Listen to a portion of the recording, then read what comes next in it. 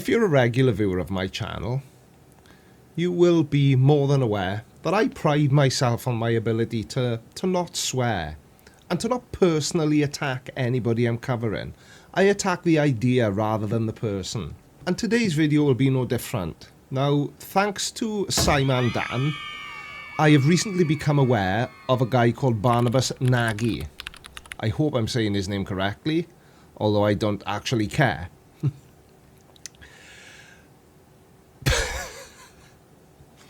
Now, Barnabas's channel is a smorgasbord of conspiracies, from giants to the Tartarians to the mud floods to reset cities. And this raises a question to me. Is this guy completely insane? Bitch, I got problems on problems on problems on problems on problems on problems I solve them. I run through the money, the pressure be calling. Left on my blessings, I feel like I'm falling. Fake history of America, 5 mudflood giants, star forts and asylums. Let's investigate. Hey, hats are my thing, so let's not. In one of my previous episodes in America series, I showed you this cave carving and I was wondering, what are these people doing? They put up their hands like this, and I asked the question, why? He talks funny. I didn't understand why. And especially, they are even showing their palms, so it's something very important, it seems. And then I received this comment from Baldomoro Singala. There are rock paintings all over the southwest showing 5 and 6 finger people. If you had 5 fingers, you were a human. 6 fingers meant you were a Nephilim cannibal. Or it meant you were born with a congenital birth defect called polydactyl, also known as hyperdactyl, a congenital physical abnormality in humans resulting in supplementary fingers and toes. Anne Boleyn, the former Queen of England, was actually rumoured to have 6 fingers on one hand, so it could just be that. That's why people would hold up their hands to show that they were not cannibals. Interesting. So I looked at it again and it makes sense, especially if we look at this other picture, which was from the same episode, where these UFO-looking giants are kind of like hiding their hands. They don't want to show their palms, definitely. And by UFO-looking giants, I can only assume he means aliens. And if it's your first time here, don't forget to click the subscribe button and turn on bell notifications. Back to Barnabas. And they have these weird antennas looking like UFOs, but they are really hiding their hands. Why are they hiding it? Do they have 6 fingers? I also found this article from Ghost Hunting Theories, and it seems like the 6-finger people are not very uncommon. Here's one picture from 3 Rivers, but it seems that they are also putting up their hands. Here's another one from Utah Newspaper Rock with 6 toes. 6 toes from Chaco Canyon and 6 toes from Arizona, 6 fingers from France, 6 fingers from Mexico, from Chile, and another one from Mexico. But again, they are putting up their hands. Right, I'm pretty much 6-fingered out. I don't know about you guys, but let's see what else Barnabas has to say. The next set of pictures are from David from Whittier, California, and he made these nice shots about Emmanuel Church. And look at the mud flood windows. Do you mean basement windows? Mud flood windows. Basement windows. Mud flood windows. Basement. Mud flood windows. Okay. Mud flood windows. You can see the mud flood windows here as well. And another nice shot. And this is an interesting one because these 3 windows looks like out of line. You know what I mean? Here this is a ventilation window, you can see that. But these 3 windows, they are not. They have glass in it. Holy shit balls. Windows with glass in them. And they don't have the same size, so I'm not sure about that. And they're not even the same size. Please just stop. My mind is blown. The following pictures are from Jesse Benson from San Diego, and he visited the San Diego Central Library Rare Book Room. If you were to visit the San Diego Central Library's Rare Book Room, what would you expect to find? I personally would expect to find rare books, but oh no, Mr. Nagy finds something entirely different. and look at that giant book. This is the Blau Atlas. And I think I showed you this Tartaria map before, but it's interesting that you can just go into the library and have a look at it yourself in San Diego. And what I was really intrigued by is to find the Caspian Sea, and I wanted to compare it to what we can find now on Google Maps. Giant books. And there's nothing too unusual about that. You know, they're just very large books. And Barnabus will get to his reasoning for such large books shortly. But first he wants to compare a modern day view, as he said, from Google Maps of the Caspian Sea to this illustration from an ancient book. So let's see what he makes of this. So here's the Caspian Sea from this old map, and here is the Caspian Sea now. But it doesn't really seem to be looking like as it is on the old map. So perhaps it is the Black Sea, I'm not sure. But even if it was the Black Sea, then it is quite different. There's a small lake at the top of the Black Sea, and there is nothing here except of this very, very small pond. Now, if we look at this view from Google Maps, yeah, you're right. That probably isn't the Caspian Sea shown in that book. It is actually the Black Sea. And that little pond, as you've called it, has become the Sea of Azov. Now, the Earth's surface is constantly changing over time through the forces of nature. The daily process of precipitation, wind and land movement result in these changes to landform over a long period of time. Volcanoes and earthquakes are also contributing factors. So, what was a pond thousands of years ago may well now be a sea, because the physical appearance of landmass does change over prolonged periods of time. You spanner. And if we zoom back out on the old map, we should see these two large seas, the Caspian Sea and the Black Sea. But we actually don't. Here is the Caspian Sea or the Black Sea. I guess it's probably the Black Sea. But then where is the Caspian Sea? So they did some kind of earthworks here, some kind of restructuring. It looks like it wasn't natural. Oh no, it obviously wasn't natural, and it couldn't possibly be explained by what I just said. Obviously not. Apologies. I did say that I would let Barnabus explain why there were giant books, but I forgot because I've seen so many of his videos now. He doesn't actually address that topic in this video, so I will be sure to put a link to his channel just up there. Hopefully, if I remember. If I don't, somebody please remind me in the comments. But while Barnabus now blithers on about star forts, allow me to thank my Patreons, as I always do in my videos. And here they are. Take it away, Barnabus. And here is a recommendation. Here is the Wikipedia entry for the Castle Island in South Boston, in the Boston Harbor. And here are a couple of images of the Star Fort. So there is also a obelisk here, why not, and an old drawing from 1789. Here's an aerial view from the World War II times, and here is the Castle Island on the map. If we zoom in, we can really see that this is a Star Fort. Now, I haven't talked about Star Fort before in this channel, but I think it's time.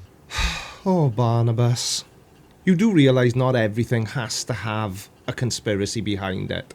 These aren't some mysteriously shaped objects with no explanation as why they're there.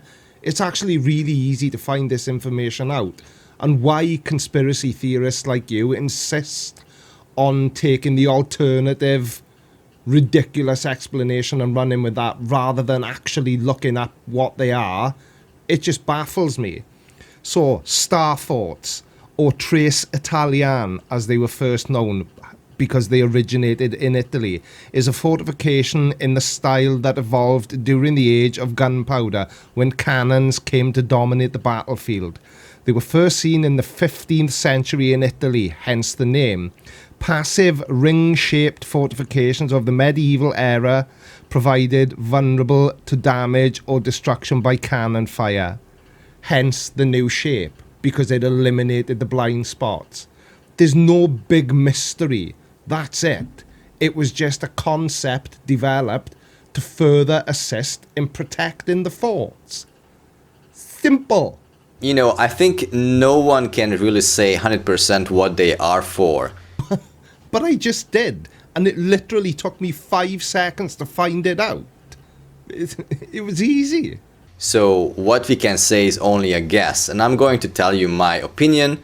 And again, this will be just an opinion. I think this was some kind of sacred geometry that was protective for the people within. That could be one option. I don't know why else would they build it in this way. It's definitely more difficult to, you know, create this star pattern, this star shape. You know, it's much easier just to build it in a square or round, but not in a star shape. So there had to be a reason why they built it that way. It could have been also a strategic way to kind of defend against enemies. Sentinels or watchmen would be standing on these edges and watching who's coming from different directions. I don't know. But you do know, because you just said exactly the purpose of these buildings. It was to protect the people that lived within the walls, and the shape was developed because it was less vulnerable due to having less blind spots. The only difference is I gave the actual explanation, you embellished it with some conspiracy theory. Apart from that, there was no difference. And this is from the Library of Congress. And what I noticed here is that there is this star. Now, this is not a star fort. This is symbolizing the cardinal directions, you know, north, east, west, and south. You absolute genius. That's just what's known as a nautical star compass. I cannot wait to hear your thoughts on this one. So, I don't know what's the connection between the star fort and the cardinal directions, but I think that there is. Yeah, they're both shaped like stars. And that's the only connection. Next up, I'm going to look at an asylum. I'm saying nothing. He brought it up, not me. But I'm very interested to find out now whether or not he's ever seen an asylum from the inside. From Kirkbride. And if you remember, I looked at an asylum before in one of my America video series, and I mentioned in that episode that that asylum created a boom for the whole city. And I was also suggesting that probably they were putting people there who were actually sane to reprogram them after the reset. Because probably there were some people who didn't like the reset and they weren't the usual sheeple. Sheeple? Was that a Welsh joke? I'll do the funnies on this channel if you don't mind, Barnabus. And they wanted to speak out. So they probably just dragged them and put them in an asylum. So here is the video from the proper people. They went inside the Kirkbride Asylum, and apparently this was built in 1850. And I'm going to show you a couple of clips from this video. First of all, why would they leave everything behind just like that? Usually when people move out, they clear it after them, but it seems like it was just an ad hoc move, and they left everything behind in chaos. Now, far be it from me to criticize anybody,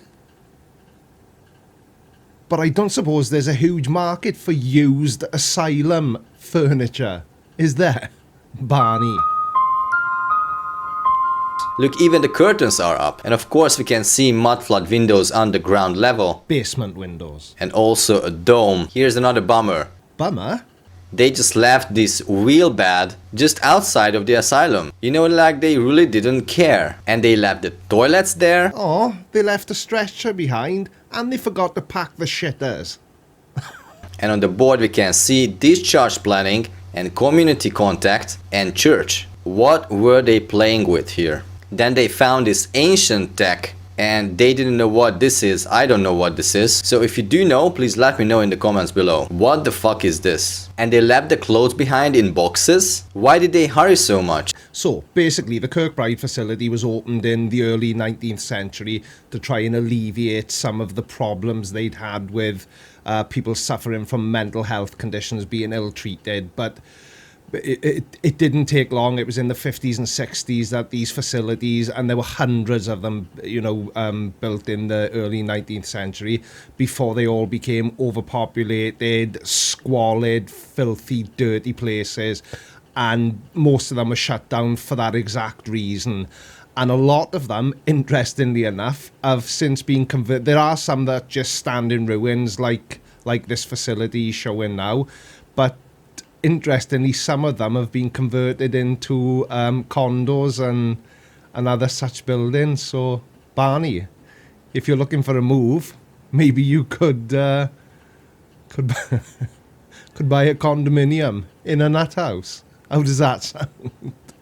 And again, the old fireplace looking not fireplace. We don't know really what it is for, but you can't see any chimney here, and it doesn't really make sense that they would build a fireplace from wood, and I don't see really an entry here for the wood either. So it could be some kind of free energy device. We don't really know. Fireplace, not fireplace. No, it's just a fireplace, Barney. Why would they build a fireplace out of wood? I've got a fireplace in my house. It's made of wood. Doesn't catch fire. It's pretty safe. And free energy. God, I wish that was the case. I would love to be able to get my hands on some free energy. Fireplace, not fireplace. Oh, dear me. They left behind the straps that they were binding the truthers with after the reset. Now here's a very interesting one. They left here this book by Neil Postman, Amusing Ourselves to Death. Public Discourse in the Age of Show Business. And you can see here the people without head. That's what it is. People programmed to look at the television, they sit down and they lose their head. It's a death programming. You lose your mind, and most of the people who follow the news, they are brainless, they are headless. They created TV for programming. There's nothing good about TV. Now, is there anybody else, because I refuse to believe it's just me, that finds it absolutely hysterical that a person that uploads this kind of content to YouTube, and to all intents and purposes, YouTube is TV, so he's got this massive issue with TV and that it's programming, but he generates at least part of his living by doing exactly what he seems to have such a problem with. And is there anyone else that finds it funny that he's this obsessed with a mental asylum and why they've left everything behind? They were just shut down, Barney. They didn't have time to pack. And why was it in the asylum? They left the bed sheets behind, all the furniture, and here is the entrance of the asylum. Oh, crap. They left the entrance behind as well. What are they like? So we already established that the asylums were probably some sort of reprogramming institutions for people after the reset who were questioning too many things. Wait a minute. We haven't established anything. That's just your opinion. Asylums were for people with mental health issues, and because they were they just didn't know enough about mental health to treat them any other way other than to just throw them into a prison type environment. So we haven't established anything, Barney. And it just occurred to me, what if this prison under the dome, this flat earth where we are living, is also just an asylum for reprogramming people? What do you think? And there we have it. Bingo! He is also a flat earther. Why am I not surprised? Sorry, Barnabus Nagy, but there is no flat earth. There is most definitely no dome. Asylums may be required because no comment. And if you want to know what I think, just rewind to the beginning of this video and watch it from the beginning. It's awesome. Right, guys, thank you very much for watching. I've been the Creaky Blinder, and I will see you all next time. And don't forget to check out these swanky playlists right here, where you will find lots more of little old me. Thanks, guys. Take care. Bye.